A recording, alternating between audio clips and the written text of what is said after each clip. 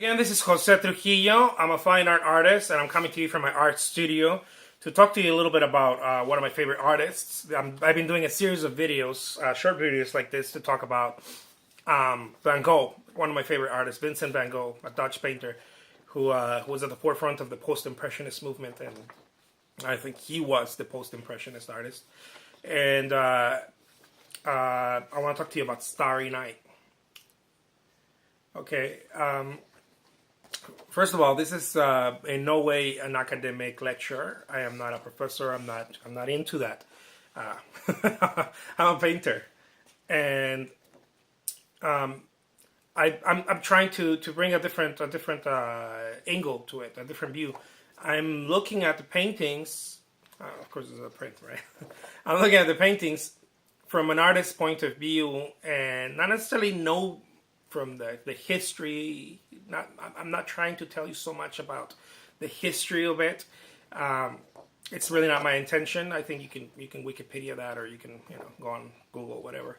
I want to tell you more about how, as an artist, I relate to this, and what it probably meant to him, as it what it would have meant to me if I was there, or if I was creating this, or if I was witnessing it. I don't know. So here we go. Starry Night.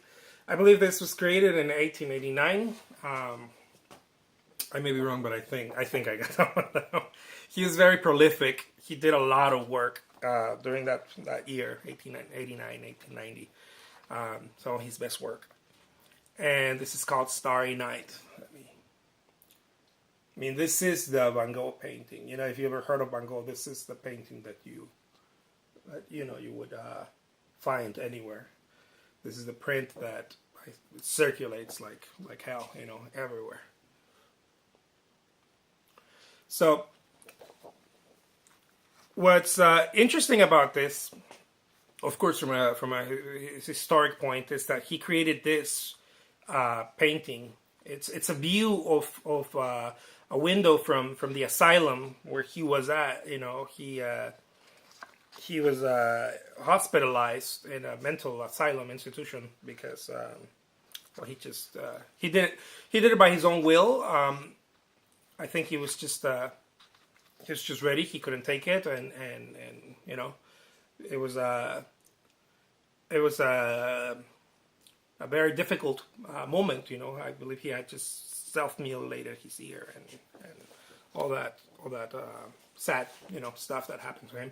But I think that this is really awesome because it is said that he painted this just right before sunrise, right?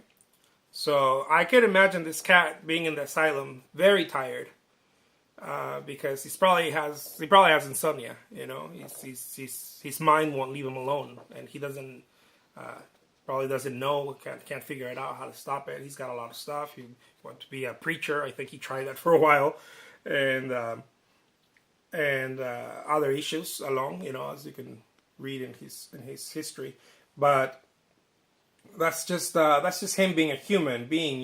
This is I think that this is a reminder of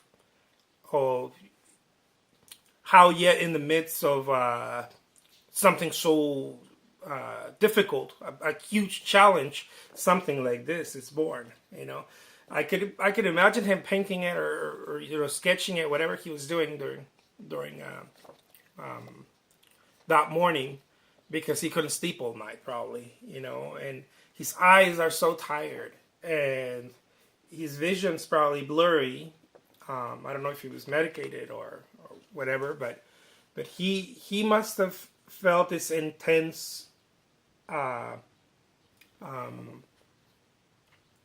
observation. I think that's the thing that I always talk about Van Gogh. Van Gogh was an intense observer, and very few artists do that. Monet was called the eye. I think Cézanne called him an eye, because these are very intense observers, and to me that's a sign of a really, really great artist, someone who is actually observing, not necessarily judging. There's a lot of artists in history that are very good at looking and mimicking nature. But some artists are not necessarily trying to mimic nature or copy it. Some artists are just observing it, and in observing it, they find they go deeper and they find something else. They find a different angle, a different meaning, and an element. And this is what Van Gogh, I believe, was doing here. The more he observed, his vision probably got blurry, not only by being tired, maybe being medicated. I don't know if he was, but I could just imagine him being extremely tired and just observe and looking through that window, and just the light intensifying, the lights and the I don't know if you ever stared at something for quite a while. As an artist, I like to practice that. When you just stare at it, and you get out of your mind because you're staring at it so much, you start getting this illusion maybe, or idea, or I don't know, of impermanence, how things are just kind of moving. And I believe that Van Gogh always tapped into that. And I love it. I mean, who doesn't love this painting?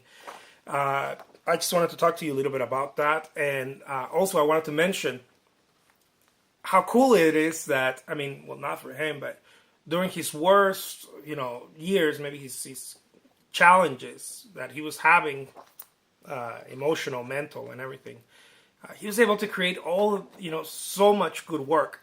And I think that it doesn't go to say how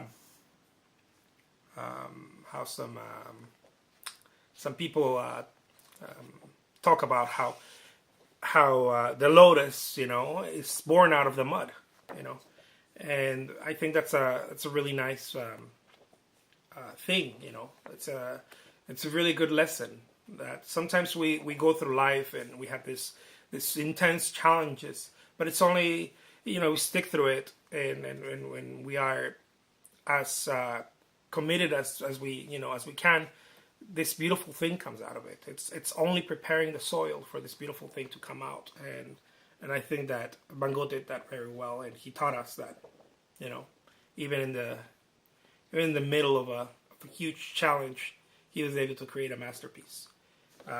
So there we go, Starry Night, Vincent van Gogh. My name is Jose Trujillo. I'm a fine art artist. Thank you so much for watching.